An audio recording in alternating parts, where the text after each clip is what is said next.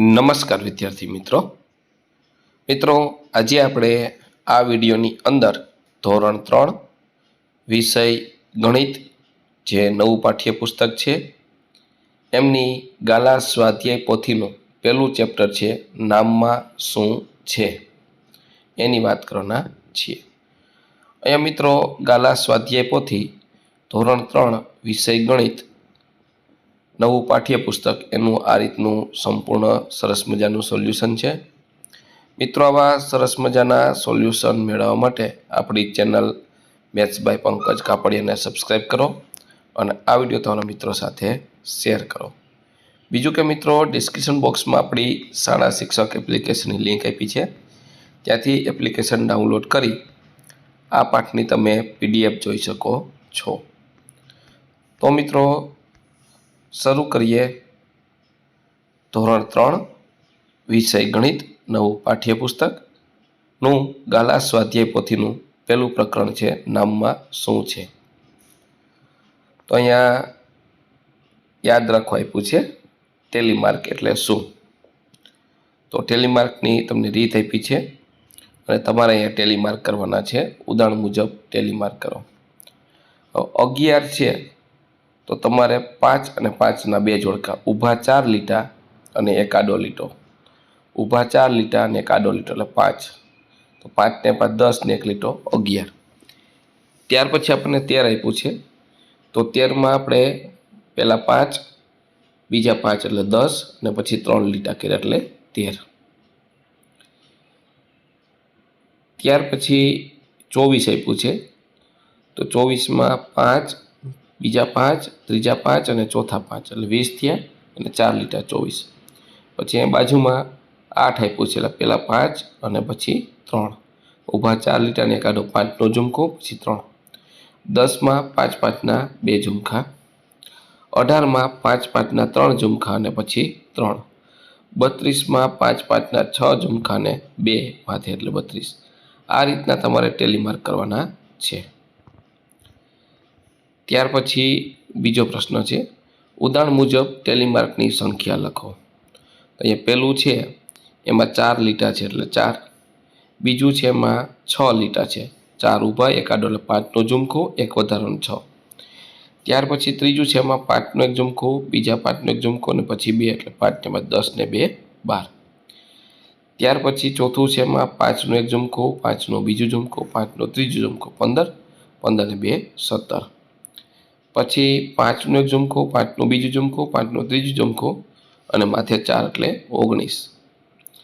ત્યાર પછી છઠ્ઠું 5 5ના 4 ઝુમખા એટલે 20 અને 34માં 5 5ના 6 ઝુમખા એટલે 30 અને વધારાના 3। ત્યાર પછી આગળ જોઈએ તો ત્રીજો છે પ્રશ્ન પ્રાણીઓના ચિત્ર જુઓ અને તેના આધારે પ્રશ્નના જવાબ લખો। તો અહીંયા હિપોપોટેમસ છે, ત્યાર પછી હાથી છે, ખિસકોલી છે, બકરી છે, બિલાડી છે અને હરણ છે। આપણે પ્રશ્ન પહેલાં લખીએ। પહેલો પ્રશ્ન દરેક પ્રાણીના નામ તેના ચિત્રના ખાનામાં લખો, જે આપણે ઉપર લખ્યા છે। બીજું કયા પ્રાણીનું નામ સૌથી લાંબુ છે, તો હિપોપોટેમસ 6 અક્ષરનું છે। ત્યાર પછી કયા પ્રાણીનું નામ સૌથી ટૂંકું છે, તો હાથી 2 અક્ષરનું છે।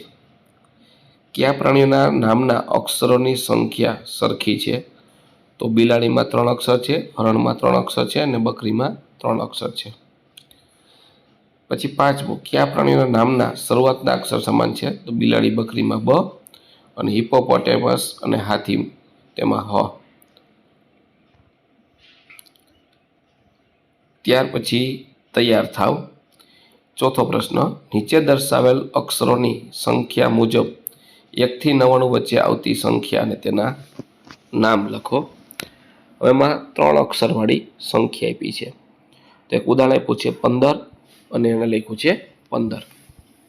તો ત્યાર પછી આપણે 17 તેમાં 3 અક્ષર છે 17, પછી 18 એમાં પણ 3 અક્ષર છે, 22 એમાં પણ 3 અક્ષર છે, 23 એમાં 3 અક્ષર, 24 એમાં 3 અક્ષર, 32 એમાં 3 અક્ષર, 35 એમાં 3 અક્ષર, 52 3 અક્ષર, 53 3 અક્ષર, 54 3 અક્ષર ને 62 3 અક્ષર.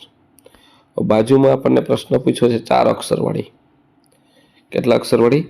4 અક્ષર વાળી. તો 11 4 અક્ષર છે, 19 4 અક્ષર, 21 4 અક્ષર, પછી 51 4 અક્ષર, 27 4 અક્ષર, 31 3 અક્ષર, 4 અક્ષર 31, 37 4 અક્ષર, 38 4 અક્ષર,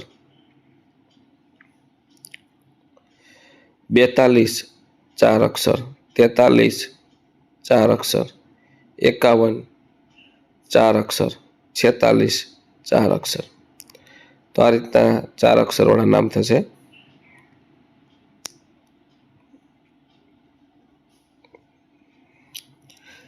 ત્યાર પછી 2 અક્ષરવાળી, તો 1 3 4 5 7 8 9 10 આ બધામાં 2 અક્ષર છે.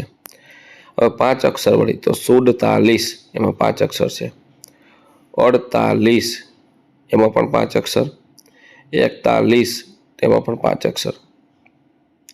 હવે 6 અક્ષરવાળી સંખ્યા 49 69 39 આ દરેકમાં 6 અક્ષર છે. ત્યાર પછી પ્રશ્ન 5, નીચે આપેલા ચિત્રના કાર્ડ જુઓ, તેમને જણાવ્યા મુજબ 2 જૂથમાં વિભાજિત કરો. તો કીટલી, પંખો, ઇસ્ત્રી, પછી બેગ, મિક્સર, હથોડી, કોમ્પ્યુટરનું,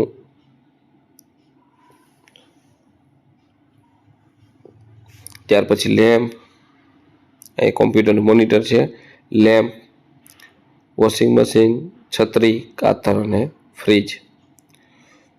તો પ્રશ્ન પૂછ્યો છે વીજળીથી ચાલતી વસ્તુઓ અને વીજળીની જરૂર ન હોય તેવી વસ્તુઓ.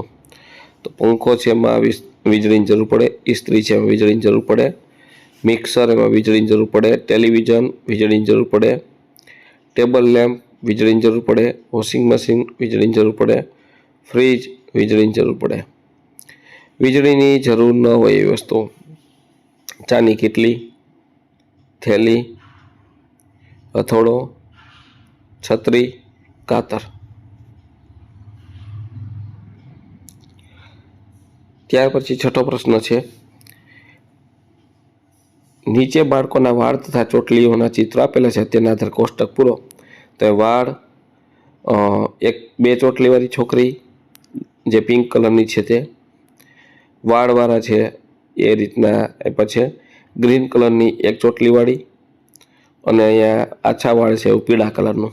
આના આધારે આપણે જવાબ લખવાના છે. પછી આ વાદળી કલરનું પણ છે, એ જો તમને મોઢા આપ્યા છે એવા છોકરાઓ તમારે ગણવાના છે. તો ગ્રીન કલરની 1 ચોટલીવાળી છોકરીઓ 7 છે, પછી પિંક કલરની 2 ચોટલીવાળી છોકરીઓ 7 છે, પછી એવું સૂર્ય જેવું આપ્યું છે એવું 7 છે, વાદળી કલરનું છે એવા 4 છે, અને આ મોઢું છે અને છેલ્લા વાળ છે થોડાક એવી 5 છે, અને આપણે ટેલીમાર્ક પણ કરેલું છે. વિદ્યાર્થી મિત્રો, વિડીયો સારો લાગ્યો હોય તો આપણી ચેનલ મેથ્સ બાય પંકજ કાપડિયાને સબસ્ક્રાઈબ કરો અને આ વિડીયો તમારા મિત્રો સાથે શેર કરો. બીજું કે મિત્રો, ડિસ્ક્રિપ્શન બોક્સમાં આપણી શાળા શિક્ષક એપ્લિકેશન લિંક આપી છે, ત્યાંથી એપ્લિકેશન ડાઉનલોડ કરી આ પાઠની PDF મેળવી શકો છો.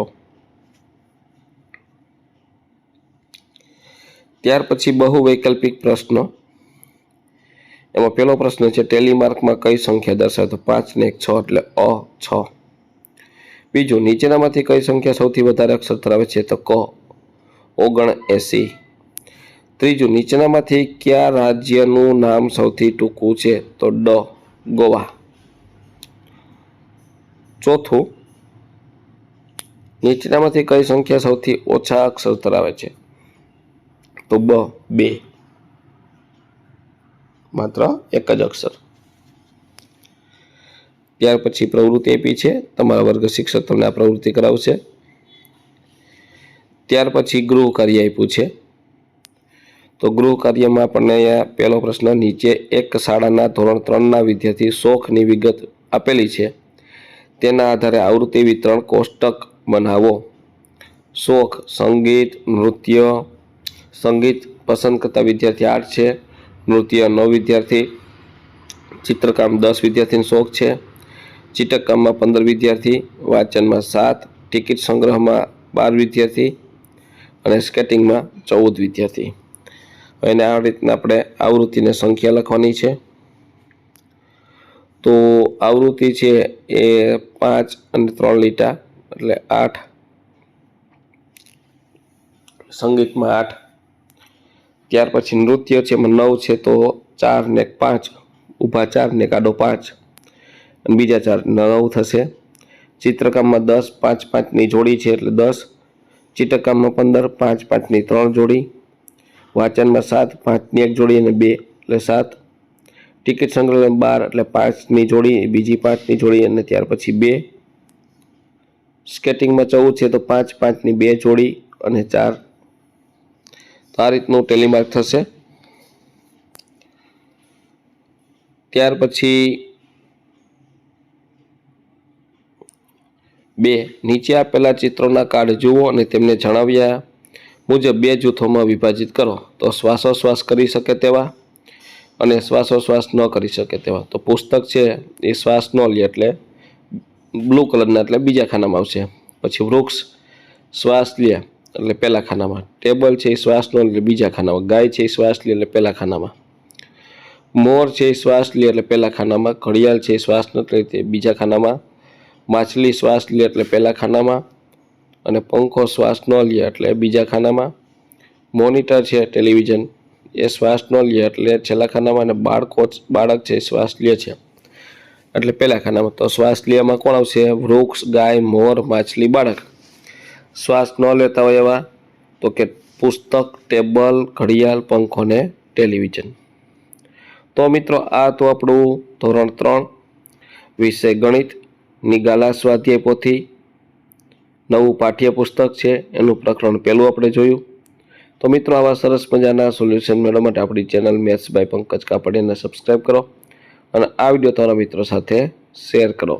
બીજું કે મિત્રો ડિસ્ક્રિપ્શન બોક્સમાં આપણી શાળા શિક્ષક એપ્લિકેશન લિંક આપી છે, ત્યાંથી એપ્લિકેશન ડાઉનલોડ કરી આ પાઠની PDF તમે મેળવી શકો છો, જોઈ શકો છો.